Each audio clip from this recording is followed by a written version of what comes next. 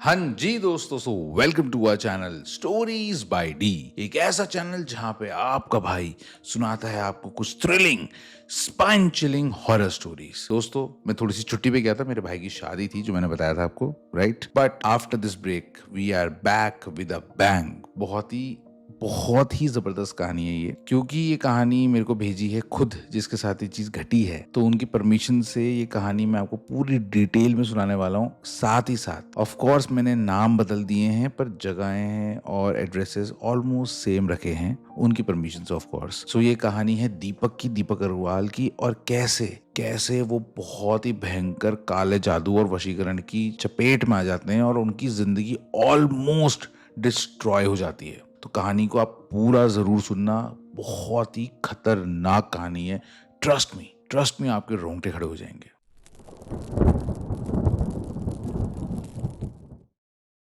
सबसे पहले मैं इस कहानी के सबसे इंपॉर्टेंट कैरेक्टर दीपक के बारे में आपको बताता हूँ। दीपक का पूरा नाम दीपक अग्रवाल है, और ये जब घटना उसके साथ हुई तब वो 32 साल का था। दीपक की फैमिली एक छोटी सी फैमिली है। दीपक की फैमिली में वो एक सिंगल चाइल्ड है, साथ में ही दीपक के फादर और मदर है। दीपक के जो फादर हैं वो बिजनेसमैन हैं, उन अपना लोहे वगैरह का उनका बिजनेस था। उसी बिजनेस से इनकी फैमिली ने काफी फ्लरिश किया, पैसे कमाए, और उसके बाद दीपक के इस समय पे देहरादून में 2 होटल्स हैं। दीपक की फैमिली भी देहरादून से ही बिलोंग करती है और वहीं रहती भी है। अब ये तो हो गई दीपक के बिजनेस और दीपक के फैमिली के बारे में बातें। अब दीपक के बारे में आपको बताता हूँ। दीपक एज अ पर्सन कैसा है। दीपक बचपन से ही काफी सीधा सा शांत स्वभाव का रहा है लड़का। काफी इंटेलेक्चुअल है, उसे बातें करना पसंद है, पर इंटेलिजेंट लोगों से इंटेलिजेंट बातें करना ही। उसको किसी की बिचिंग करना, गप्पे मारना, ये सब चीजें नहीं पसंद है। बट हाँ, अगर आप उसको गाड़ियों के बारे में बात करोगे, टेक्नोलॉजी के बारे में बात करोगे, तो वो आपसे बहुत देर घंटों तक बातें कर सकता है। बहुत ही हंसमुख, बहुत ही जॉली, और ऐसे लोग देखे हैं आपने जो किसी का बुरा नहीं चाहते।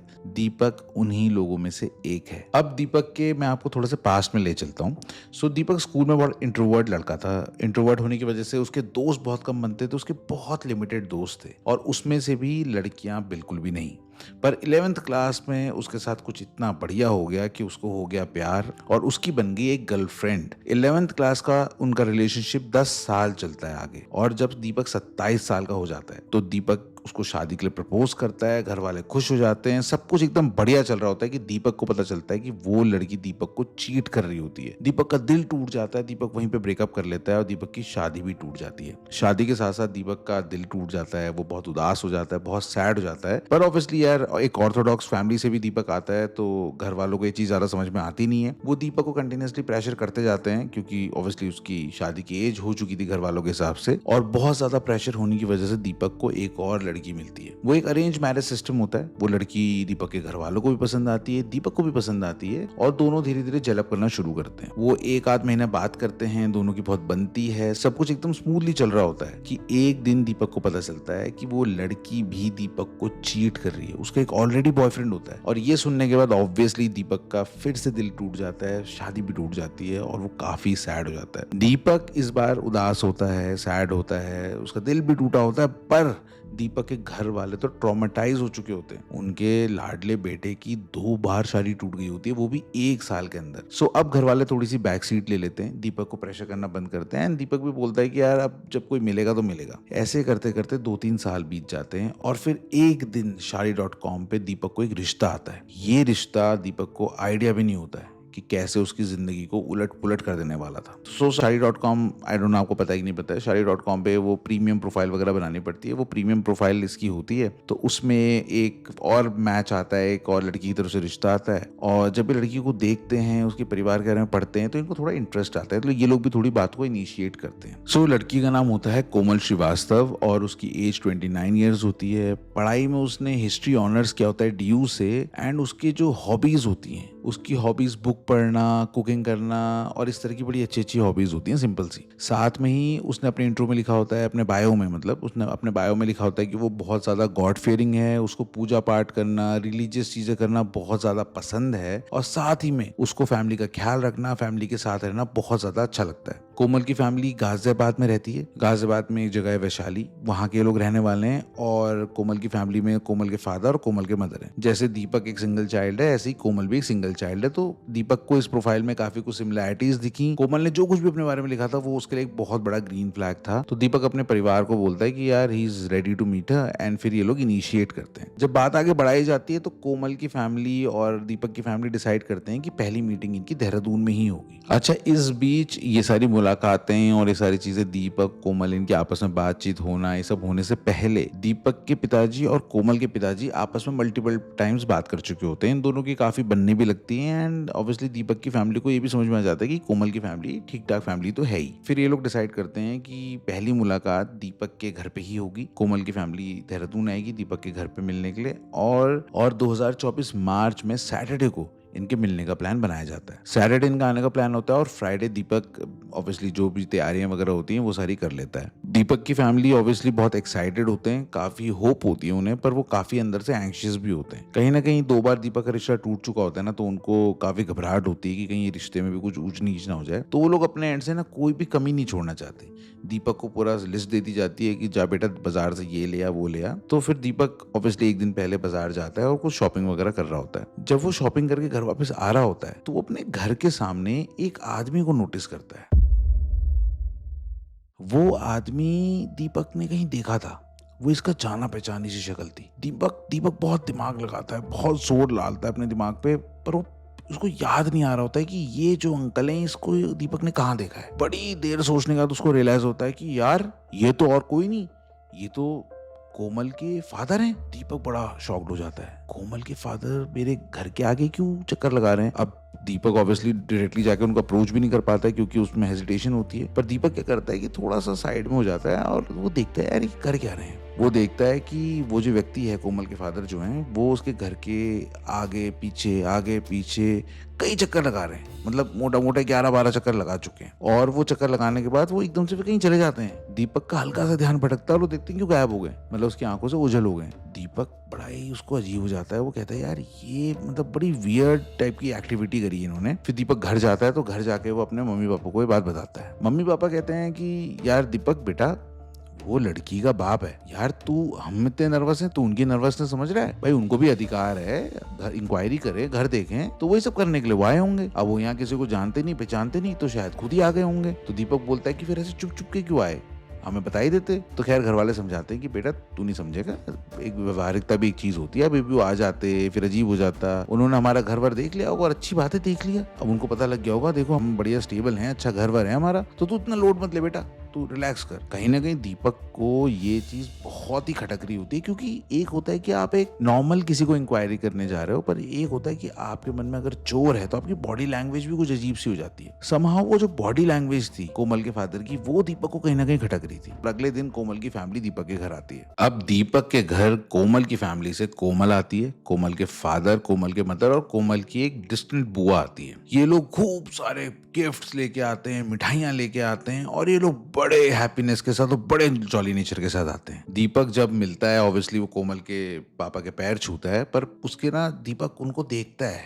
थोड़ा क्लोजली कि क्या ये वही आदमी थे या नहीं, और दीपक को कंफर्म हो जाता है कि वही आदमी थे। पर कोमल के फादर इतने वार्मथ के साथ दीपक से मिलते हैं, गले मिलते हैं उससे, खूब उससे खुशी खुशी एकदम उधर स्माइल के साथ खुशी के साथ बात करते हैं कि दीपक समहाउ एक दिन पहले जो उसने देखा होता है उसको कहीं ना कहीं वो भूल जाता है। अब दीपक और दीपक की फैमिली कोमल की फैमिली से मिलके बड़े खुश हो जाते हैं। चहचहाने की आवाज आ रही है घर से, बट कोमल समहाउ चुप थी बहुत। खैर फिर बड़े लोग बोलते हैं इन दोनों को कि यार तुम दोनों जाओ जरा छत वत पे चले जाओ, अलोन टाइम करो, बात करो बेटा आपस में जाके। तो जब वो अलोन टाइम भी दीपक कोमल के साथ स्पेंड करता है तो कोमल ना कोई खास बात करती नहीं है। अब दीपक को ये बड़ा ऑकवर्ड लगता है क्योंकि दीपक जैसे मैंने बताया वो बड़ा इंटेलेक्चुअल टाइप का बंदा है। उसको बात करने वाला इंसान चाहिए, उसको आइडियाज शेयर करने वाला इंसान चाहिए, उसको ऐसा इंसान चाहिए जो उसके साथ कन्वर्सेशन कर सके, कन्वर्स कर सके। पर कोमल बहुत कम बोल रही होती है। वो इनफैक्ट कई बार तो जवाब दे ही नहीं रही होती है, और अगर दे भी रही होती है तो बस हाँ और ना में। खैर ये अपना अलोन टाइम स्पेंड करके वापस आ जाते हैं। घर वालों का अपना खाना पीना हंसी मजाक चल रही होती है। एंड देन कोमल की फैमिली फिर चले जाते हैं। जब कोमल की फैमिली फैमिली जाते हैं तो दीपक की फैमिली तो बड़ी खुश होती है, पर दीपक बड़ा नेगेटिव होता है। दीपक उनको बताता है कि यार ये लड़की ने कुछ मेरे से बात ही नहीं करी और somehow something was really off about her, तो आई थिंक हमें आगे नहीं बढ़ना चाहिए। ये सुन के दीपक की फैमिली की बड़ा मूड ऑफ होता है, बिकॉज उनको कोमल की फैमिली बड़ी बढ़िया लग रही होती है। खैर वो दीपक से बोलते हैं कोई नहीं बेटा,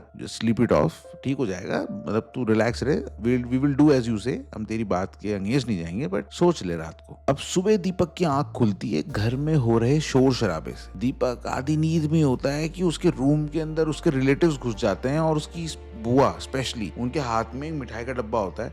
दीपक ने बस आंख खोली होती कि बुआ उसके लिटरली मुंह के अंदर लड्डू दे देती है कि बेटा बधाई हो। अब दीपक बोलता है क्या बुआ, किस बात की बधाई, पागल हो गए हो क्या? अरे इतनी बड़ी खुशी दे दी बेटा तूने हमें, शादी पक्की कर ली बेटा, इसकी मिठाई तो खिलाए बिना मैं तो जाऊंगी नहीं। दीपक बोलता कौन सी शादी, मैंने तो कल मना कर दिया था। तो उसकी बुआ बताती है कि नहीं वो तो सुबह भैया ने, भाई साहब ने हाँ कर दी ना लड़की वालों को, बड़े खुश हैं जी, सब सब तेरी वजह से बेटा, सब खुश है। दीपक का दिमाग सटक जाता है। दीपक कहता है पागल वागल तो नहीं हो गए तुम लोग। वो बाहर जाता है और उसकी भयंकर लड़ाई हो जाती है घर में। अब दीपक लड़ता अपने घर वालों से, पर घर वाले मानने के लिए तैयार ही नहीं। पता नहीं ऐसा क्या जादू कर दिया था कोमल की फैमिली ने घर वालों पे, वो तो लिटरली रोने धोने लग गए। दीपक की मम्मी तो यहाँ तक पहुंच गई थी कि अगर दीपक को शादी के लिए मना करेगा तो वो शायद खुद को कुछ हार्म कर ले। दीपक को बड़ा अनयूजुअल लगता है सारी चीजें, पर फिर धीरे धीरे 2-3 दिन दीपक घर वालों को प्यार से समझाता है, बुझाता है, अपनी बातें बताता है, उनको बोलता है कि शादी मैंने करनी है यार, मुझे लड़की नहीं समझ में आ रही, परिवार कितना ही अच्छा हो उस समय क्या करना है। तो करते करते घर वाले फाइनली मान जाते हैं। अब जब घर वाले मान जाते हैं मना करने के लिए, तो दीपक के फादर कोमल के फादर को कॉल करते हैं। दीपक के फादर कहते हैं कि भाई साहब हमें तो देखो आप लोग बहुत पसंद आए थे, आपकी बेटी भी हमें बहुत पसंद आई थी, पर पता नहीं क्या प्रॉब्लम है दीपक की, दीपक नहीं हाँ कर रहा है। तो कोमल के फादर बोलते हैं कि भाई साहब देखो, अब बच्चों की अगर रजामंदी नहीं है तो हम तो उनकी विल के अगेंस्ट शादी नहीं कर सकते, पर हम एक बार ट्राई जरूर कर सकते हैं कि आप एक काम करो, आप दीपक को मेरे पास भेज दो गाजियाबाद, एक बार मिलते हैं, बात करके देखता हूँ, समझाता हूँ, क्या पता कोमल से दोबारा मिले तो क्या पता वो मान जाए। और फिर ये बात तय होती है कि दीपक अब गाजियाबाद जाएगा। दीपक की फैमिली बड़ी मुश्किल से दीपक को कन्विंस करती है कि बेटा बड़ी बेइज्जती हो जाएगी, वो लड़की का सीन है, तू समझ, उसकी रिश्ता तूने तोड़ा है, उसकी जिंदगी खराब हो जाएगी, एक बार मिल तो ले, तेरे को यही तो प्रॉब्लम है ना कि कोमल बात नहीं कर रही, तो एक बार मिल के तो देख, क्या पता वो शर्मा रही हो, क्या पता वो इंट्रोवर्ट हो, तू एकदम जज क्यों कर रहा है।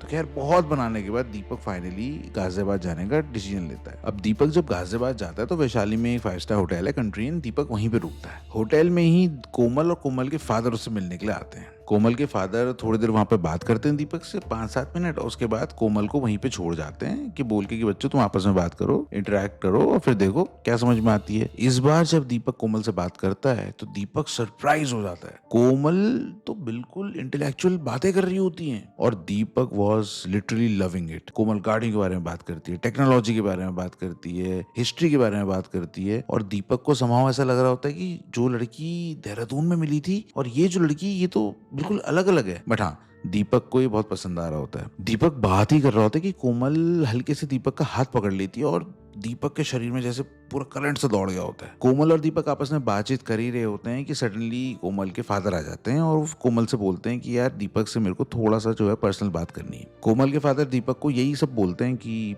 प्लीज बेटा रिश्ते के लिए मना मत करना, कोमल की जिंदगी खराब हो जाएगी। देखो एक लड़की का और एक लड़की का बड़ा डिफरेंट होता है सोसाइटी में हिसाब किताब। अब कोमल देखो बहुत बढ़िया लड़की है, किस्मत वाले होगे तुम अगर तुम दोनों साथ होगे तो प्लीज उसे मना मत करना। खैर कोमल के फादर की बातें ऑब्वियसली दीपक समझ रहा होता है, पर कहीं ना कहीं समहाउ, मैंने बताया था ना, दीपक को थोड़ा गिल्टी प्लेजर टाइप का हो रहा होता है कि उसको कोमल की बातें अच्छी तो लग रही होती हैं, बट समहाउ वो पता नहीं क्यों ट्रस्ट नहीं कर पा रहा होता है। वो बोलता है कि अंकल मैं जो है 2-3 दिन आप मुझे दो, मैं सोच समझ के बताऊंगा, I want to be sure on myself कि हाँ मैं कर सकता हूँ कि नहीं। इस तरह की बातें करके वो टाल ही रहा होता है कि कोमल के फादर तब तक एक डब्बा खोलते हैं, और वो ना एक अजीब सा डब्बा होता है। वो डब्बा एक ब्लैक टाइप का बॉक्स होता है और उसके अंदर 2 लड्डू होते हैं येलो कलर के। उस बॉक्स के ऊपर भी ना कुछ टीका वीका ऐसा होता है, पिठिया वगैरह लगा होता है, तो पता चल रहा होता है कि किसी जगह का प्रसाद है ये। अब कोमल के फादर बोलते हैं कि बेटा तुम्हारी बातों से तो मुझे लग रहा है कि शायद तुम अभी भी श्योर नहीं हो, पर मैंने तो तुम्हें अपना बेटा मान लिया है, और मैं जैसे मेरी कोमल वैसे तुम, और देखो ये देखो मैं हमारे यहाँ का बड़ा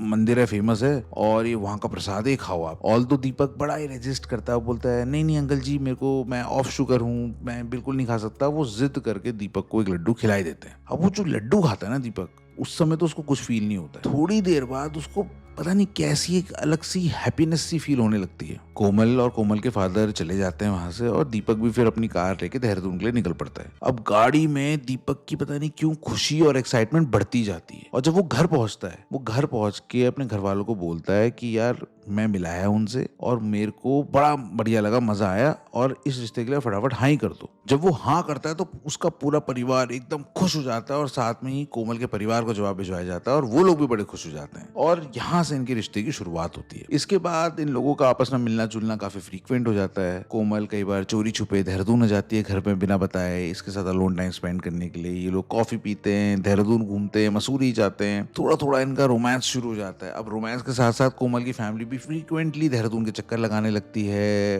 कभी किसी बहाने, कभी किसी काम से, कभी कुछ कभी कुछ। और जब भी वो देहरादून आते तो वो दीपक के घर आते और बिल्कुल बढ़िया गेट टुगेदर होता, हंसी मजाक खिलखिलाहट, मतलब बहुत ही बढ़िया बेहतरीन सा फैमिली यूनियन सा हो जाता हर बार। दीपक और कोमल भी भाई डेली 4-4 5-5 घंटे बात कर रहे हैं and it was like a fairy tale for Deepak. अब दीपक और कोमल तो फेरी टेल जी रहे होते हैं, बहुत खुश होता है वो, सब कुछ एकदम स्मूथली चल रहा होता है कि एक चीज होती है जो दीपक की फैमिली नोटिस करती है। वो ये नोटिस करते हैं कि कोमल की फैमिली तो 4-5 बार देहरादून भी आ गए, इनसे मिल भी लिए, इनके घर भी आ गए, इनके साथ पार्टी भी कर ली, सब कुछ कर लिया, पर आज तक कभी कोमल की फैमिली ने दीपक की फैमिली को अपने घर यानी कि गाजियाबाद वैशाली नहीं बुलाया। अब ये बात दीपक के परिवार वाले दीपक को बोलते हैं तो दीपक फिर कोमल से बात करता है। वो कोमल को बोलता है कि बेब ऐसा ऐसा लोग कह रहे हैं और हम चाहते हैं कि हम आपके घर आएं और तू एक बार अपने परिवार वालों से बात कर ले और बात करके मुझे बता दे। अब नेक्स्ट डे कोमल और दीपक की जब बात होती है तो कोमल बताती है कि पापा ने तो बिल्कुल मना कर दिया है, भाई हमारे यहाँ तो वहम मानते हैं इस चीज को, लड़का तो घर आ ही नहीं सकता शादी से पहले। पर फिर दीपक बड़ा इसमें जिद करने लगता है। दीपक जिद करके करके करके वो ना जिद जबरदस्ती लड़ाई करके वो गाजियाबाद पहुंच जाता है। अब जब वो गाजियाबाद पहुंचता है और कोमल को कॉल करता है तो कोमल समाओ दीपक को थोड़ा बहुत फोर्स करके समझा समझू के उसी होटल में रुकवा देती है, कंट्रीन में ही। अब दीपक को ये सारी बातें पसंद नहीं आ रही होती तो कोमल से पहले तो बड़ी देर रिक्वेस्ट करता है और उसके बाद वो उनको उसका जो रिक्वेस्ट करना होता है वो एंगर में बदल जाता है और कोमल से उसकी भयंकर लड़ाई हो जाती है। थक हार के कोमल फिर उसको फाइनली हाँ कर देती है और दीपक को अपने साथ अपने घर लेके जाती है। अब ये लोग जाते हैं, दीपक की गाड़ी में जाते हैं और एक घर के आगे दीपक अपनी गाड़ी रोकता है। वो कोमल का घर होता है। अब वो घर दोस्तों ध्यान से सुनना, वो बड़ा वियर्ड टाइप का घर होता है। आसपास ऐसा नहीं कि बहुत लाइविश घर बने होते हैं, सीधे सिंपल घर भी होते हैं, एक आध अच्छे घर भी होते हैं जैसे हर किसी एक मोहल्ले एक सोसाइटी में होते वैसे ही। पर ये जो घर था ना ये अलग ही बुझा हुआ घर लग रहा था। एक तो इसका जो कलर था वो ग्रे था और दूसरा ये घर ना बड़ा सूखा सूखा सा घर था। घर के बाहर घर के अंदर कहीं पे भी एक गमला नहीं, एक पौधा तक नहीं था। गेट खोल के जब दीपक अंदर जाता है तो वो देखता है कि टाइल सी लगी हुई है छोटा सा घर के आगे जो एरिया है उस पे, और उसमें ना बड़ी धूल धक्कड़ सी ऐसे ना ऐसा लग रहा था जैसे पता नहीं 2-3 हफ्ते से 4 हफ्ते से झाड़ू ही नहीं मारा है। हल्का सा ना ड्राई ड्राई सा बड़ा ही रूखा रूखा सा घर लगा उसे। वो जब दीपक घर के अंदर एंटर कर रहा होता है तो देखता है कि जो दरवाजे की लकड़ी भी है ना वो लकड़ी भी जगह जगह से सड़ चुकी है। मतलब कि पता लग रहा था कि ये घर जो है पता नहीं शायद 20-25 साल से शायद उन्होंने किसी ने रिपेयर ही नहीं किया है। खैर घर के अंदर जब दीपक जाता है तो वो कोमल से पूछता है कि भाई उसके माँ बाप कहाँ हैं, जिसपे कोमल उसे बताती है कि वो तो पूजा पे गए हैं, वो तो आज कहीं बहुत लंबी पूजा थी 5-6 घंटे की, तो मम्मी पापा तो वहीं गए हैं और अभी तो बस थोड़ी देर पहले निकले ही हैं, तो अभी तो 2-3 घंटे तक वो नहीं आने वाले। अब कोमल दीपक को ले जाके लिविंग रूम में बैठा देती है। अंदर से भी ना वो घर बड़ा अजीब होता है। एक तो उस घर की दीवार है, वो घर की दीवारों को देख के लग रहा होता है कि शायद उन्होंने 10-15 साल से पेंट नहीं किया है। मतलब घर की दीवारें कहीं कहीं से उस प्लास्टर सब खड़ गया है, पेंट फेड हो गया है, गंदी भी हो गई हैं वो दीवारें। पता लग रहा है कि इस घर का शायद कोई मेंटेनेंस नहीं कर रहा है। साथ में जो खिड़कियां हैं, एक तो बड़ी छोटी छोटी सी खिड़कियां और उसके ऊपर मोटे मोटे से कर्टन्स, और कर्टन्स भी ऐसे जैसे बिल्कुल गंदगी से सड़े हुए हों। लाइट जलाती है कोमल, वो भी बड़ी डिम सी लाइट होती है। मतलब पूरे घर का जो ऑरा होता है ना वो बड़ा ही डार्क, डिंजी और नेगेटिव होता है। वो घर देख के दीपक को बड़ा वियर्ड लगता है, क्योंकि जब कोमल की फैमिली दीपक की फैमिली से मिलती थी तो वो लोग बहुत बड़ा चढ़ा के बातें बताया करते थे। शादी के बारे में बात होती थी तो बोलते थे हम तो अरे करोड़ों लगा देंगे, 25-30 लाख की तुमने ज्वेलरी ले ली है, ये कर दिया वो कर दिया। पर ये घर देख के तो ऐसा बिल्कुल महसूस ही नहीं हो रहा था कि ये इंसान लोअर मिडिल क्लास लाइक भी है। लग रहा था तो कोई बहुत ही दयनीय हालत में रहने वाली फैमिली है। खैर उसके बिना कुछ बोले ही कोमल बोल देती है कि वो ना बेबी अभी एक्चुअली पापा बोल रहे थे कि हम ना शादी से जस्ट पहले रेनोवेशन कराएंगे, क्योंकि अगर अभी करा देंगे ना तो शादी तक वो ना गंदा हो जाएगा। तो तुम्हें ऑकवर्ड तो नहीं लग रहा? तुम कंफर्टेबल हो ना? वैसे तो सब कुछ क्लीन है। तो शिवलरी में दीपक भी कह देता है, हाँ नहीं नहीं मैं I am comfortable, it's okay.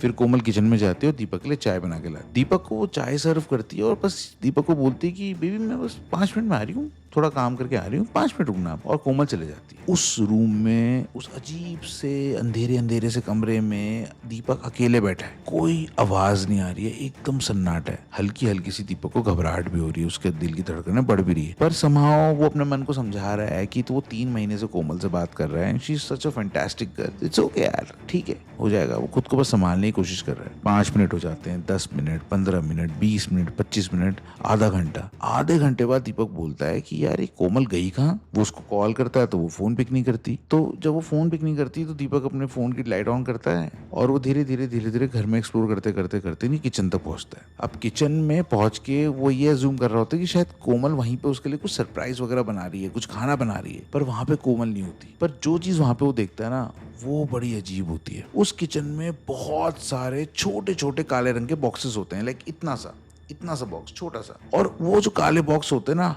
Her box एक लाल धागे से बंधा हुआ था। दीपक बहुत ही क्लोजली उन बॉक्सेस को देख रहा था कि सडनली उसको ऐसा लगा जैसे किसी ने उसको स्नैप करा हो। वो वहां से बाहर आता है और दोबारा सोफे में आकर बैठ जाता है। वो फील कर रहा होता है कि उसकी हार्ट बीट बहुत तेज हो गई है। वो उन डब्बों में कुछ भी हो सकता था, प्रसाद भी हो सकता है, वो भगवान का धागा भी हो सकता है, वो कुछ भी हो सकता है। पर कहीं ना कहीं दीपक के दिल में ना एक घबराहट सी आ जाती है। खैर इसी बीच 10-15 मिनट में कोमल आ जाती है और जैसे ही कोमल उसके पास आती है वो फट से दीपक का हाथ पकड़ती है और बोलती है, बेबी मेरी अभी अभी बात हुई है मम्मी पापा से, वो तो 3 घंटे तक नहीं आ रहे, चलो चलो चलो चलो। और वो दीपक का हाथ पकड़ के फर्स्ट फ्लोर पे ले जाती है जहाँ कोमल का रूम होता है। वो कोमल के बेडरूम में जाते हैं। कोमल दरवाजा बंद करती है और दरवाजा बंद करने तक, इससे पहले कि दीपक कुछ भी रिएक्ट करता, कोमल दीपक को पकड़ती है और उसको जोर से किस कर लेती है। वो जो किस था दोस्तों, वो किस की जो फीलिंग थी वो कुछ इस तरह की फीलिंग थी जो दीपक ने शायद अपनी जिंदगी में आज तक कभी एक्सपीरियंस नहीं करी थी। इससे पहले कि दीपक कुछ सोच पाता, वो और कोमल काफी क्लोज आ जाते हैं, इंटीमेट हो जाते हैं एंड दे हैड।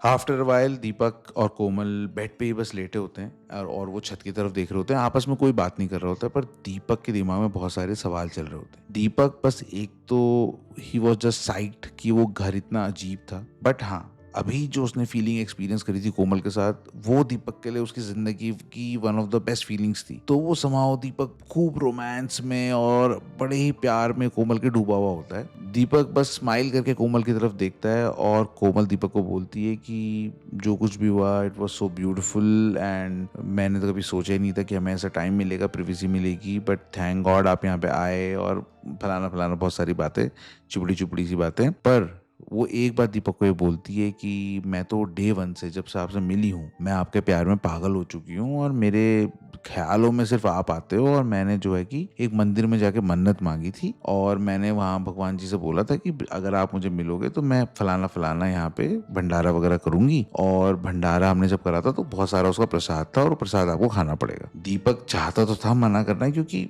उसको बहुत अजीब लग रहा था। वो ये भी पूछना चाहता था कि ये धागा वागा क्या है, पर समाओ दीपक की बात पूछ नहीं पाता है। कोमल उसको लड्डू खिला देती है और फिर लड्डू खाने के बाद थोड़ी देर वो लोग लिविंग रूम में बैठते हैं, थोड़ा बहुत चिट चैट करते हैं 5-10 मिनट, और उसके बाद वो दीपक को घर जाने के लिए बोलती है। दीपक जब घर जाता है फिर से उसको वैसी एक्साइटमेंट, हैप्पीनेस, वो एक डिफरेंट तरह की फीलिंग उसके अंदर आ रही होती है। वो घर पहुंचता है, घर वालों को बताता है कि सब कुछ बहुत बढ़िया रहा। वो बहुत सारी बातें घर वालों से पूछते हैं, वो सारी बातें उनको ना थोड़ा सा बड़ा चढ़ा के बोल देता है। वो घर के बारे में एग्जैक्टली नहीं बताता उतना जैसा होता है, मतलब जितना खराब वो घर था वो उतना खराब ना बता के उस घर को थोड़ा सा बेटर करके बता देता है। खैर घर वालों से सारी बातचीत करने के बाद दीपक अपने रूम में आ जाता है और जब अपने रूम में दीपक आ जाता है तो वो कहीं ना कहीं इंट्रोस्पेक्ट करता है कि यार देखो बहुत सारी चीजें ऑफ थी, बट देन उसके दिमाग से वो जो उनके बीच में इंटीमेसी थी, वो जो सेक्स उन्होंने किया होता है ना, वो दीपक के दिमाग से निकलता ही नहीं है। और दीपक को खुद भी अजीब लग रहा होता है क्योंकि इस तरह का इंसान वो था नहीं। ये जो सिचुएशन थी ना दीपक की, ये बड़ी गिल्टी प्लेजर वाली थी। ये बिल्कुल वैसी ही फीलिंग थी जो पहली बार वो कोमल से मिला था ना, बिल्कुल वही फीलिंग थी, बट बहुत इंटेंस।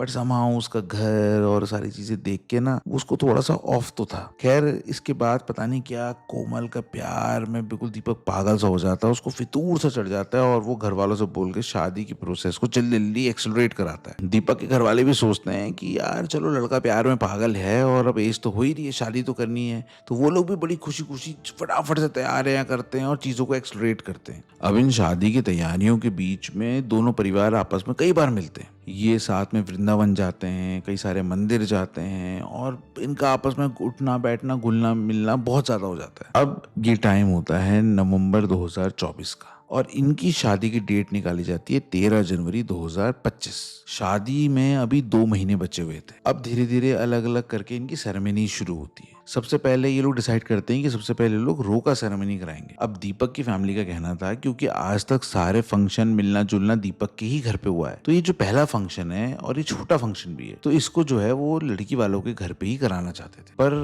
कोमल की फैमिली इसको डिनाई कर जाती है। अब जब कोमल का परिवार डिनाई कर देता है कि आप हमारे घर पे नहीं फंक्शन करोगे, हम वहीं आएंगे, तो इनके परिवार का बड़ा मूड ऑफ हो जाता है क्योंकि एक्चुअल में अब इनकी शादी होने को आई थी, 2 महीने बचे थे और इनको कोई खास आइडिया नहीं था कि ये लोग कौन हैं, कहाँ रहते हैं, इनका क्या बैकग्राउंड है, क्योंकि ये तो शादी.com पे मिले थे ना। हाँ, लोगों से तो मिल गुल लिए थे, पर एक होता है कि फैमिली का जो बैकग्राउंड होता है, ये सब भी चीजें चेक करना चाहते हैं। तो लड़के वालों का यानी कि दीपक की फैमिली का बड़ा मूड ऑफ हो जाता है। दीपक भी कोमल से कई बार बात करने की कोशिश करता है। वो कोमल को समझाता है कि यार एक छोटा सा गेट टुगेदर घर पे कर लेते हैं, घर में थोड़ा काम करवा देते हैं, मैं करवा देता हूँ, तू टेंशन मत ले, पर छोटा मोटा घर को प्रेजेंटेबल बना लेते हैं, घर के तो लोग आ रहे हैं, शर्माने वाली क्या बात है, पर तू घर पे फंक्शन करवा दे यार। अब जब दीपक कोमल को रिक्वेस्ट करता है, वो बड़े प्यार से करता है, पर इसके जवाब में कोमल उससे भयंकर लड़ाई कर लेती है। वो दीपक को ऊट पटांग तर्क देने लगती है। वो बोलती है कि तुम्हें हमारे रिवाजों का की कदर नहीं है, रिस्पेक्ट नहीं है, हमें तुम्हें पहले ही बताया था कि हमारे यहाँ पे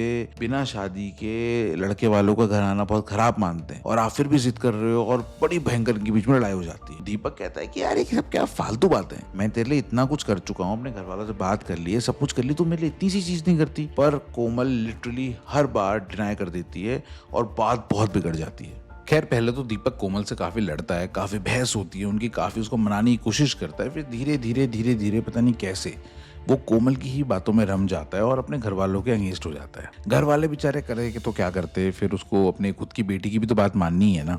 तो खैर, दीपक की बात मानते हुए फिर रोका देहरादून में किया जाता है। अब रोके के फंक्शन से पहले कोमल हर किसी से अच्छे से मिल रही थी, गले लग रही थी, दीपक की फैमिली के एक एक मेंबर के पैर छू रही थी, पर पता नहीं क्या रोका जैसे ही हुआ, रोके के बाद कोमल ने सबसे पहले इस बात पे लड़ाई करनी शुरू करी कि रोके का फंक्शन बहुत ऑर्डिनरी था, उसके स्टैंडर्ड्स के हिसाब से सही नहीं था। अब दीपक की फैमिली ये सोच के परेशान थी कि ये लड़की जो कि इतनी सिंपल है, जो कि मतलब सादगी से भरी हुई है, वो ये कैसे बोल रही है कि फंक्शन हाई फाई नहीं था, अच्छा नहीं था, पुअरली मैनेज था।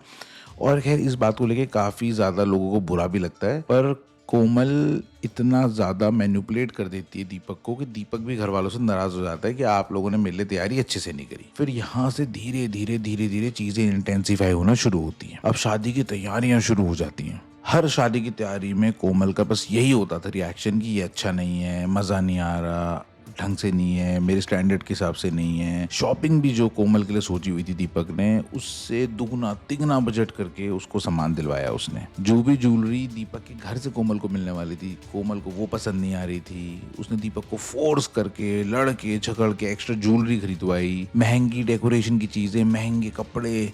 दीपक पे बहुत ज्यादा प्रेशर था और दीपक क्या करता, वो तो फैमिली बिजनेस चलाता था, तो सारा प्रेशर दीपक की फैमिली पे ही जा रहा था। इसके बाद जब शादी की तैयारियां शुरू हुई, जब शादी की मेन डेकोरेशन हुई, तो कोमल ने जिस तरह से शादी की डेकोरेशन कराई वो इतनी ज्यादा खतरनाक थी कि इनकी वेडिंग का बजट सीधे डबल हो गया। अच्छा, इसमें सबसे इंपॉर्टेंट चीज ये थी कि दीपक की फैमिली को ये नहीं पता था कि डायरेक्टली कोमल ही ये चाह रही है, क्योंकि पता नहीं कोमल ने किस तरह से दीपक को मैनिपुलेट कर दिया था कि दीपक अपने घर पे ये बोलता था कि ये मुझे चाहिए, मैं अपनी बीवी को ऐसी ज्वेलरी नहीं दे सकता, मैं अपनी बीवी को ऐसे कपड़े नहीं दे सकता, मेरी शादी ऐसी होनी चाहिए, वैसी होनी चाहिए। और एक ऐसा लड़का जो इतना इंट्रोवर्ट है कि घर वालों से खाना खत्म होने के दोबारा खाना भी नहीं मांगता था, वो अपने घर वालों की जान के पीछे पड़ा हुआ है कि मेरे को डबल खर्चा करके दो, मेरे को ये करके दो, मेरे को वो करके दो। तो घर वाले लिटरली बहुत ही शॉक में थे। पर क्योंकि शादी का जो ये पूरा इवेंट ही ऐसा होता है ना, वो एक बार शुरू हो जाता है तो ऑटोमेशन में चलता रहता है 2-3 दिन, तो घर वालों को ना ये सोचने समझने का टाइम ही नहीं मिला कि ये सब हो क्या रहा है। अच्छा, एक चीज मुझे दीपक ने बताया कि इस टाइम पे उसके फ्रेम ऑफ माइंड में क्या चल रहा था। सो बेसिकली दीपक बता रहा था कि भैया मेरे को जब वो लड़की मेरे से कुछ भी बोलती थी ना, मांगती थी कि मुझे ऐसे नहीं ऐसी रिंग दो या ऐसा नहीं वैसा लहंगा दो, तो मुझे बहुत गुस्सा आता था, इरिटेशन होती थी कि यार तो पागल है क्या कर रही है। पर समहाउ पता नहीं कैसे वो लड़ाई झगड़ा करती थी और मैं फिर बिल्कुल सरेंडर कर देता था। मैं बिल्कुल बस हाथ पैर ही जोड़ लेता था कि हाँ जो तू बोलेगी वो मैं करूँगा। पता नहीं क्या उसके माइंड में ऑटोमेटिकली ऐसा कुछ हो जाता था कि वो लड़ ही नहीं पाता था। अच्छा, एक और बहुत इंपॉर्टेंट डिटेल थी जो दीपक ने बताई। दीपक बताता है कि वो जो लड्डू खिलाया था ना इसने उसे, उसी तरह से ये बीच बीच में महीने में एक आध बार वो डब्बा लेके आती थी। वो डब्बे पे लाल धागा बंधा होता था, उस पे वो टीका वीका हुआ होता था, उसको खोलती थी और वो लड्डू दीपक को खिलाती थी। और दीपक चाह कर भी अपोज नहीं कर सकता था, क्योंकि उस डब्बे के बारे में उन्होंने इतना बड़ा चढ़ा के बता दिया था कि हमारे बाबा का है, मन्नत है, ये नहीं खाने से हो जाएगा, वहम हो जाएगा, ये हो जाएगा, बहुत खराब हो जाएंगी चीजें, जो कुछ भी बोल रखा था। दीपक के पास वो ऑप्शन ही नहीं था कि वो लड्डू ना खाए। तो महीने में एक या दो बार वो लड्डू वो लाती थी और वो लड्डू से खिला देती थी। और दूसरा, वो महीने में 2-3 बार दीपक के लिए कपड़े भी लाती थी, जनरली टी शर्ट, शर्ट्स। और अगर दीपक ने वो कपड़े इमीडिएटली नहीं पहने तो इनकी लड़ाई हो जाती थी भयंकर। वो बिल्कुल चिल्लम चिल्ली लड़ाई कर देती थी कोमल इससे। तो ये इनका फैक्ट था कि दीपक का वो लड्डू खाना और जो भी वो टी शर्ट वगैरह लाई है वो पहनना इमीडिएटली मैंडेटरी है। मेरे पीछे की लाइट दोस्तों कुछ हो गया, इसको कलर चेंज करे जा रही है, so please don't mind, please distract मत होना। आप कहानी बड़ी इंटेंस होते जा रही है अब, ठीक है। अच्छा, अब शादी का टाइम आ जाता है और शादी से पहले दीपक की फैमिली और कोमल की फैमिली का डिसीजन ये होता है म्यूचुअली कि जो कुछ भी खर्चा होगा ये सारा खर्चा 50-50 किया जाएगा। तो इनका एक बजट डिसाइड हो जाता है, विच इज नॉट रॉन्ग, ऐसे ही होता है हर जगह। तो ये डिसाइड ये लोग करते हैं कि 30 लाख ये लोग लगाएंगे और 30 लाख वो लोग लगाएंगे, यानी 60 लाख रुपीज में ये लोग वेडिंग करेंगे, एक ही इवेंट करेंगे क्यूमुलेटिव। पर क्योंकि दीपक की फैमिली से कोमल ने इतना एक्स्ट्रा खर्चा करवा दिया था, या दीपक ने करवा दिया था, कि अब वो रेशियो 20-80 हो चुका था। क्योंकि अब दीपक की फैमिली के ऑलमोस्ट लग रहे थे 70-80 लाख रुपए और कोमल की फैमिली के लग रहे थे वही 30 लाख रुपए के आसपास। तो दीपक की फैमिली इस बात से भी बड़ी नाखुश थी। एक दो बार दीपक के फादर ने दीपक को ये बातें समझाने की कोशिश करी तो दीपक इतना गुस्सा हो गया, इतना नाराज हो गया कि उसने घर में तोड़फोड़ कर दी। तो इन लोगों को लगा यार हमारा बेटा हमारे हाथ से चले जाए, अच्छा इसकी बात मान ही लेता हूँ, शादी वगैरह निपटा लेते हैं, क्योंकि और लोगों के सामने कलेश करना, कलेश होना कोई भी नहीं चाहता कि ऐसा हो। तो खैर इसी हिसाब से शादी वादी इनकी हो जाती है और कोमल इनके घर आ जाती है। अब कोमल जब घर आती है तो 2-4 दिन तो स्मूथ रहता है, उसके बाद से इनकी जिंदगी में डेली कलेश होती है, डेली लड़ाइयाँ, डेली कलेश। दीपक के माँ बाप अपने रूम में सोए होते थे कि उनको ऊपर वाले रूम से, जहाँ दीपक और कोमल का जो रूम था, वहां से चिल्लाने की, एक दूसरे पे हल्ला गुल्ला, ये सब की आवाजें आती थी। उन बेचारों का दिल एकदम पसीज जाता था। गलती से एक बार दीपक के माँ बाप ने इंटरवीन करने की कोशिश करी तो इतनी भयंकर लड़ाई इनके माँ बाप से हो गई कोमल की कि इन लोगों ने फिर उसके बाद उससे बात करने से मतलब हाथ ही जोड़ लिया। इनका जो प्यारा सा छोटा सा क्यूट सा घर था ना, वो एकदम टूट सा रहा था। अब दीपक जो सुबह उठ जाता था 7 बजे, वो इंसान 12-12, 1-1 बजे तक बेडरूम से बाहर नहीं आ रहा है। जब कोमल के साथ है तो उसको दुनिया का कुछ अता पता ही नहीं है। और जब कोमल से लड़ाई भी हो जा रही है तो लड़ मर रहे हैं, पर वो बिल्कुल अपने कमरे से बाहर नहीं आ रहे। तो दीपक के माँ बाप तो बेचारे बहुत ही सैड हो गए थे। अब इनकी शादी को 4 महीने ही हुए थे, पर कोमल ने घर का माहौल इतना टॉक्सिक कर दिया था कि अब इनका इस सबका एक साथ रहना पॉसिबल नहीं था। इसी बात का फायदा उठाते हुए कोमल ने दीपक को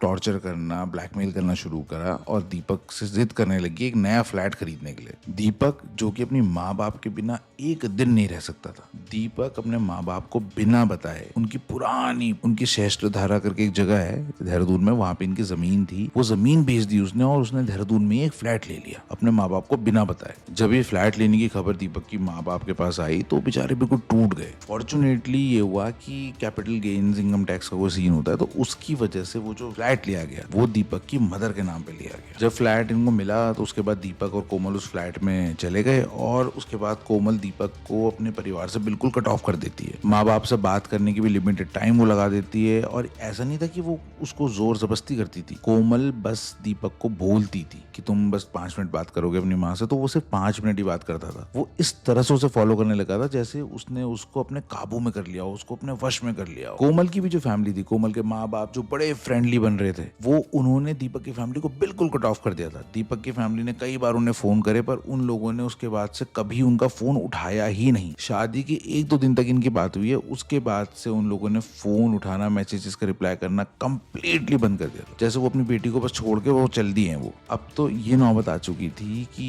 दीपक के माँ बाप को ये भी समझ में नहीं आता था कि वो कोमल के असली माँ बाप थे भी या नहीं, या ये किसी बहुत बड़े स्कैम में फंसाए गए। बहुत सारी इनकी अपनी अपनी थ्योरीज थी, बट फिलहाल दीपक और कोमल अलग फ्लैट में रह रहे हैं, माँ बाप अलग रह रहे हैं। इन सब की जिंदगी एकदम बर्बाद हो चुकी, खराब हो चुकी है। पर्सनल लाइफ तो दीपक की खराब हो ही रही थी, साथ साथ में दीपक की जो प्रोफेशनल लाइफ थी वो भी एकदम खत्म होते जा रही थी। दीपक हार्डली अपने होटल जाता था, वो दिन भर अपने घर में फ्लैट से निकलता ही नहीं था। होटल नहीं जाने की वजह से, सुपरवाइज नहीं करने की वजह से होटल का बिजनेस उनके बहुत डाउन आ गया था, और जो रेवेन्यू, जो कमाई थी उनके घर की, जिससे उनके घर चलता था, वो भी बहुत ज्यादा डाउन आ चुकी थी। अब वो एक कहावत है दोस्तों, वो कहते हैं भगवान ना आपको उतनी ही पीड़ा देते हैं जितना आप एक्चुअल में सहन कर सकते हो। हर चीज का एक लिमिट है और वो लिमिट कभी ना कभी ओवर होती है। ऐसे ही फाइनली अब दीपक की जिंदगी में कुछ बेटर चीजें होने वाली थी। दीपक का जो पुराना घर था, जहाँ माँ बाप उसके रहते हैं अभी, उस घर में एक दीवार पे बहुत ज्यादा सीलन आ रही थी। तो ये अंदाजा लगाया गया प्लम्बर के द्वारा कि इस दीवार में जो सीलन है, छत में एक पाइप जा रहा है, उस पाइप की वजह से। उस पाइप को ठीक करने के लिए उसके ऊपर जो फॉल्स सीलिंग कराई गई थी, वो फॉल्स सीलिंग को हटाया गया। और जैसे ही फॉल्स सीलिंग प्लम्बर ने हटाई, जो नजारा दीपक के माँ बाप और प्लम्बर ने देखा, उनसे इनके रोंगटे खड़े हो गए। फॉल्स सीलिंग हटाते ही इन्होंने देखा कि ऊपर एक बाल की एक छोटी सी चुटिया सी बनाई गई है, बालों को जोड़ जोड़ के, और उसको एक अजीब से लाल धागे से बांधा गया है। साफ देख के पता चल रहा था कि ये कोई ऐसी चीज है जो बड़ी अजीब है। उसके बगल में एक छोटा सा बॉक्स सा था काले रंग का, और वो मतलब धूल से पूरा ब्राउन ब्राउन सा हो चुका था, पर उसका जो कोर कलर था वो काला था। वो बॉक्स को नीचे उतारा जाता, छोटा सा बॉक्स था, बस इतना सा। उसको जब वो खोलते हैं तो उससे एकदम बदबू आती, एकदम उल्टी आने जैसा हो जाता ना, एकदम वैसा। इतनी गंदी स्मेल उस बॉक्स से आती है। उस बॉक्स के अंदर दोस्तों कुछ तो चीजें थी, कुछ सूखे हुए फूल पत्ते टाइप के, और साथ में ना उसके अंदर जानवर थे जो कि मरे हुए थे, जो कि ऑलमोस्ट सड़ चुके थे। उनकी हड्डियां वड्डियां दिख रही थी, और कुछ फ्लैश उनका बचा हुआ था। उनका साइज देख के अंदाजा लग रहा था कि शायद ये छिपकलियां हैं, जिनको जिंदा उस डब्बे के अंदर कैद करके डाल दिया गया है। और वो जो डब्बा भी था ना दोस्तों, उस डब्बे के ऊपर भी ना कुछ छोटा लिखा गया था, एक अजीब सी लैंग्वेज में। साफ देख के पता चल रहा था कि जो भी चीज है ये नॉर्मल तो नहीं है। घर वाले जब ये देखते हैं तो उनको समझ में आ जाता है कि ये जो कुछ भी है, ये इनके परिवार में से तो किसी ने नहीं किया है। इनके परिवार में था ही कौन? इनका बेटा दीपक, वो तो कभी करेगा नहीं। मम्मी पापा तो बेचारे वैसे पीड़ित है। इनको समझ में आ गया था कि जो कुछ भी है ये कोमल ने किया है, और ये है तो कुछ खराब चीज ही। इसके बाद वो लोग घर में पूरी तलाशी करने लगते हैं। दीपक के ही बाथरूम की जो वैनिटी होती है, जिसपे वॉश बेसिन होता है, उस वैनिटी के पीछे साइड को, जब आप ड्रॉर खींचोगे पीछे साइड को, इनको और भी कुछ चीजें मिलती हैं। वैनिटी के पीछे इनको कील मिलती है, उस कील के अराउंड बाल लपेटे गए होते हैं और एक धागे से बांधे गए होते हैं। इसके बाद इन लोगों ने बड़ा ही सिलेक्टिवली एक आध दो लोगों को बात बताई, क्योंकि इनको था कि इनके पूरे खानदान में चीजें बड़ी वायरल हो सकती हैं, फैल सकती हैं, और कोई भी क्यों चाहेगा उनके घर की सिचुएशन आगे बताना। तो दीपक के पापा के एक बड़े क्लोज फ्रेंड हैं, वो इनको बोलते हैं कि यार तुम एक काम करो, ये जो कुछ भी है ये सही तो नहीं लग रहा। सारी चीजों को उन्होंने थैले में डाला, और वो और इसके फादर ये चले गए हरिद्वार। इनको था कि हरिद्वार में पक्का इन्हें कोई ना कोई तांत्रिक मिलेगा, और वो जो तांत्रिक मिलेगा वो पक्का इनकी मदद करेगा। ऐसे हरिद्वार में थोड़ा इधर उधर ये लोग ढूंढते हैं, तो इनको एक तांत्रिक मिल जाते हैं, और तांत्रिक जब वो चीज देखते हैं तो देखते ही वो बोलते हैं कि ये तो वशीकरण किया गया है, तुम्हारे घर में किसी का तो वशीकरण हुआ है, और ये बड़ा भयंकर वशीकरण है, मारक वशीकरण है ये सुन के दीपक के फादर ऑलमोस्ट रो पड़ते हैं। वो बताते हैं तांत्रिक को कि ऐसे ऐसे करके हमारे घर में हमारी बहू है, और हमें लग रहा है कि शायद उसने हमारे बेटे पे करा है। तो वो तांत्रिक इनको बोलता है, अगर लड़के को बचाना है तो पूजा के बाद तुझे कुछ दूंगा, दूध में मिला के पिला उसे, और फिर अगर तेरा लड़का वापस आ जाए, हनुमान मंदिर ले जाओ, उसे प्रसाद खिला, तेरा लड़का तेरे पास आ जाएगा। इसके बाद वो तांत्रिक इनसे बहुत सारी चीजें मंगाता है, बहुत अलग अलग चीजें मंगाता है। तो खैर अब वो क्या करते हैं अपने बेटे के लिए, वो बहुत सारी अजीब अजीब सी चीजें वो लोग अरेंज भी करते हैं, और उसके बाद वो तांत्रिक उनकी पूजा वगैरह करता है। पूजा करके वो एक पुड़िया में ना इनको एक राख देता है। वो कहता है ये जो राख है ये बिल्कुल दूध में गिरते मिल जाएगी, और ये दूध तूने उसको पिलाना है। अब सबसे बड़ा सवाल ये था दीपक के पेरेंट्स के सामने कि दीपक को बुला के वो दूध कैसे पिलाया जाए। तो ये लोग बड़ा दिमाग लगाते हैं। उसके बाद इनको एक आइडिया आता है। दीपक की माँ ये खबर फैला देती है कि वो बहुत सीरियस है, और डॉक्टर ने उनको 2 से 3 दिन की बस अब टाइम दे दिया है। और जब ये खबर दीपक के पास आती है तो दीपक ऑब्वियसली अपनी माँ से मिलने आता है। दीपक अकेला ही आता है, कोमल उसके साथ नहीं आती।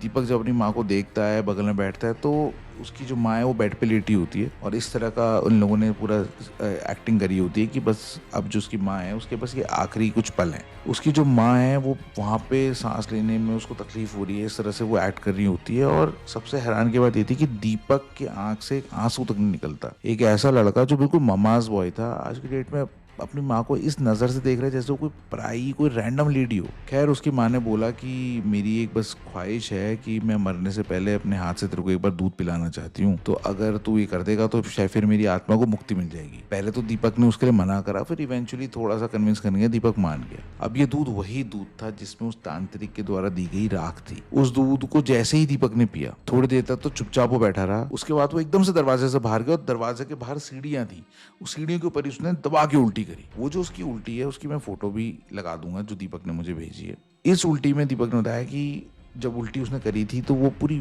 मतलब वाइटिश टाइप की उल्टी थी और उसमें इसको बहुत ज्यादा बाल दिखे थे, बाल ही बाल है, बाल ही बाल थे। और वो उसमें ना जब उल्टी लास्ट की बची थी तो पहले तो वाइट से उल्टी करी इसने और फिर एंड में इसने कुछ ना काला काला सा, मतलब अब अगर मैं एग्जैक्ट आपको लूंगी, अगर आप कोल्ड ड्रिंक पी के थूक दोगे उस तरह का इसने कुछ उल्टी में करा था। और वो देख के ऑब्वियसली दीपक के फादर ने भी वो चीज देखी थी तो वो तो काफी रिलीफ हो गए थे, पर दीपक को बड़े टेंशन हो गए थे ये क्या निकल गया मेरे से। बट समहाउ जब उसने उल्टी करी तो ही फेल्ट एट पीस एंड उसके बाद वो अंदर ही आके बैठ गया। खैर घंटा 1.5 घंटा दीपक वहां बैठा एंड देन उसके बाद वो अपने घर चले गए अपनी वाइफ के पास। अगले दिन दीपक खुद सुबह घर आया और जब वो घर आया ना तो उसके फादर को तांत्रिक की वो बात याद आई कि अगर लड़का अगले दिन वापस आ जाए तो उसको तुम मंदिर ले जाना। वो लोग दीपक को इमीडिएटली हनुमान मंदिर ले जाते हैं, वहाँ पूजा करके दीपक को प्रसाद वगैरह खिला देते हैं। इसके बाद दीपक इनके साथ घर ही आ जाता है और उसके बाद वो कुछ कुछ ऐसी बातें कन्फेस करता है अपने माँ बाप के सामने। दीपक बताता है कि जो कोमल है उसने कोमल को बड़ी वियर्ड चीजें करते हुए देखा है। अक्सर कोमल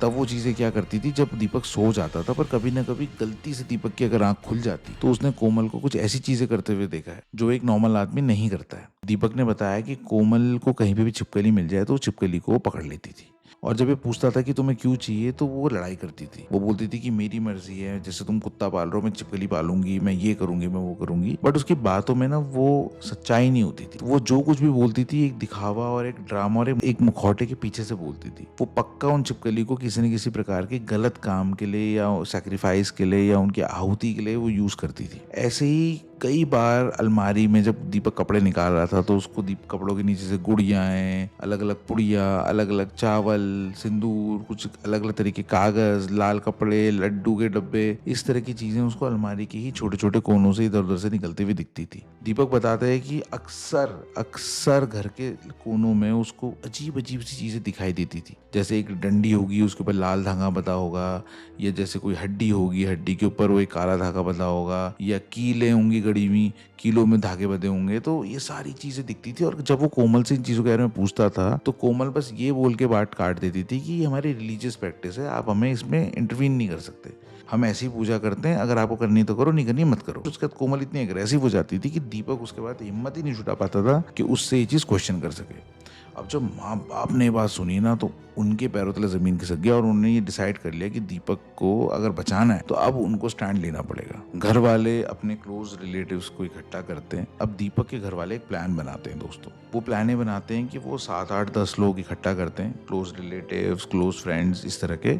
और उसके बाद वो कोमल को दीपक के थ्रू एक जवाब भिजवाते हैं कि मेरी फैमिली आ रही है और वो तुमसे बात करना चाहती है, सुलह कराना चाहती है, तुम परेशान मत होना, तुम आराम से घर पे रहना। ये लोग जब घर पहुंचते हैं तो इनको अच्छे से अंदर बैठाती है कोमल, पर instead of talking to her ये लोग सीधे जाते हैं अलग अलग रूम में और जैसे जैसे दीपक ने जगहें बताई होती हैं उन जगहों की दरवाजे, कवर्ड्स वगैरह खोलते हैं और वहां पे उनको जो भी टोटके का सामान मिलता है वो सब उठा के बाहर ले आते हैं। और कोमल शॉक्ड हो जाती है, उसने एक्सपेक्ट ही नहीं किया होता है कि ऐसा कुछ उसके साथ हो जाएगा। एक रैंडम ऐसा लग रहा था जैसे बिल्कुल टेबल के ऊपर ना ब्लैक मैजिक का किसी ने मार्केट लगा दिया हो। इसके बाद एक मोमेंट आ जाता है जब बिल्कुल साइलेंस होता है। कोमल सामने दीपक को देख रही है, दीपक उसके ऑपोजिट, टेबल के ऑपोजिट बैठा हुआ है अपने फैमिली के साथ और बीच में पूरा वो ब्लैक मैजिक का सामान पड़ा हुआ है। इसके बाद दीपक कोमल से पूछता है क्यों, ये क्यों किया तुमने? और बस इतना सा बोलता है कि कोमल खड़ी होती है, चिल्लाने लगती है इन पे, बोलती है मैं तुम्हें बर्बाद कर दूंगी, मार दूंगी, तेरे को छोड़ूंगी नहीं, और ये सब बोल के शी जस्ट वॉक्स आउट। वो उस घर से चले जाती है और उसके बाद वो वापस ही नहीं आती है। 1 महीना बीत जाता है, 2 महीना बीत जाता है, 3 महीना बीत जाता है। दीपक की फैमिली बेचारी घबराई हुई कि अब क्या होगा, पर कोमल का कोई अता पता नहीं होता है। 3 महीने तक ये लोग हर तरह की पूजा करते हैं, हवन करते हैं, ये बहुत सारी चीजें करते हैं जिससे जितना भी काला जादू और ये नेगेटिव एनर्जीज और ये नेगेटिव ऑरास इनकी जिंदगी में, इनके घरों में फैल चुके थे, वो खत्म हो जाए। पर 3 महीने जब इनकी सारी पूजाएं खत्म हो गई, इनके पास एक चिट्ठी आती है। वो चिट्ठी आती है कोमल की फैमिली की तरफ से, जो कि इनसे डिमांड करते हैं 2 करोड़ रुपए। उस लेटर में साफ साफ लिखा होता है कि अगर वो लोग चाहें तो अभी भी दीपक पे काला जादू कर सकते हैं, और ऐसा काला जादू कर सकते हैं कि दीपक हफ्ते भर के अंदर अपनी छत से कूद मार के खुदकुशी कर ले। पर वो ये नहीं करना चाहते। वो ये भी नहीं चाहते हैं कि जिंदगी भर दीपक को फ्री ना हो पाए, वो उसको डिवोर्स ही ना मिल पाए। तो एक काम करो, तुम 2 करोड़ रुपए हमें भिजवाओ और हम तुम्हारा पीछे छोड़ देंगे। ये बेचारे मरते या ना करते इधर उधर से पैसे जमा करते हैं, कुछ पैसे इनकी सेविंग्स में होते हैं, कुछ इनकी एकाध प्रॉपर्टीज होती हैं, सब चीज को लिक्विडेट करके ये लोग 2 करोड़ रुपए इकट्ठा करके उनको ट्रांसफर करते हैं। और जब उनको वो ट्रांसफर करते हैं तो उनके बीच से एक आदमी ऐसा होता है जो इन सब चीजों में इनकी डीलिंग कर रहा होता है। वो इनको जवाब दे देता है कि अब जो है आप फ्री हो। और दोस्तों, उसके बाद इनकी कोर्ट में हियरिंग होती है और वो हियरिंग लंबी चलती है। उस हियरिंग में क्या होता है, दोनों पार्टीज को साथ आना पड़ता है, बट क्योंकि कोमल तो आती नहीं थी, सिर्फ ये जाता था, तो इवेंचुअली इनका डिवोर्स भी हो जाता है। अब मेन मुद्दे की बात यह है दोस्तों कि काला जादू की मैंने पूरी कहानी सुना दी। वो बीवी काला जादू करती थी, क्या करती थी।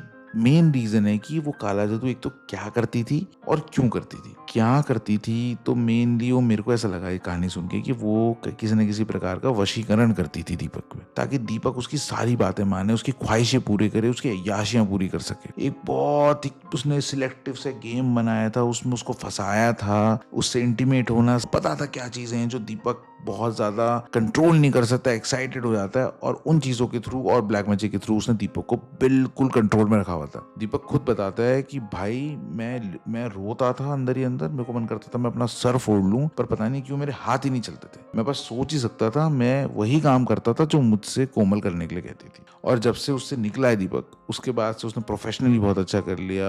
उसकी लव लाइफ तो अभी भी सो है, बट ये जो ट्रॉमा वो सह चुका है, इसके बाद अब मेरे को नहीं लगता वो इतना इजीली किसी पे भरोसा है प्यार कर सकता है।